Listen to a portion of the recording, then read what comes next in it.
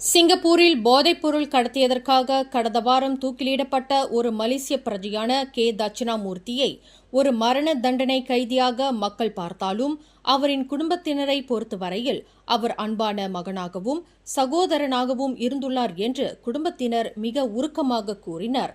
தட்சிணாமூர்த்தி தனது கடைசி காலம் வரையில் தங்களுக்காகவே உறுதியாக நின்று ஆதரவு வழங்கிய ஒரு சகோதரனாக இருந்துள்ளார் என்றும் எப்போதுமே குடும்பத்திற்கு முன்னுரிமை அளிக்கும் பாங்கை கொண்டிருந்தார் என்றும் அவரின் 37 வயது சகோதரி கே லோகேஷ் தெரிவித்தார். குடும்பத்தை அதிகமாக நேசித்த ஒரு சகோதரனாகவே எங்கள் பார்வையில் அவர் இருக்கிறார் என்று லோகேஷ் குறிப்பிட்டார். அவரது இறுதி நாட்களில் கூட எங்களை சோகமாக இருக்க வேண்டாம் என்றும் கடவுள் துணை நிற்பார் என்றும் கேட்டுக்கொண்டதாக லோகேஷ் தெரிவித்தார்.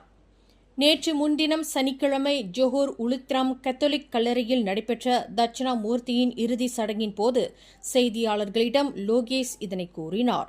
இதனிடையே டேவிட் மார்டின் என்று அழைக்கப்படும் 39 வயதான தட்சிணாமூர்த்தியை தூக்கிலிடப்படுவதற்கு முதல் நாளான புதன்கிழமை கடைசியாக சாங்கி சிறைச்சாலைக்கு சென்று பார்த்தபோது அவர் எவ்வித சலனமுமின்றி அமைதியாக காணப்பட்டதாக அவரின் மைத்துனர் ஒருவர் கூறினார். தட்சிணாமூர்த்தி எப்போதுமே மகிழ்ச்சியாக காணப்படக்கூடியவர். அன்றும் அப்படித்தான் இருந்தார். அவர் தனது சோகத்தை வெளியே காட்டிக்கொள்ளவில்லை. அதற்கு பதிலாக உடன் இருந்த குடும்ப உறுப்பினர்களுக்கு ஆறுதல் கூறினார்.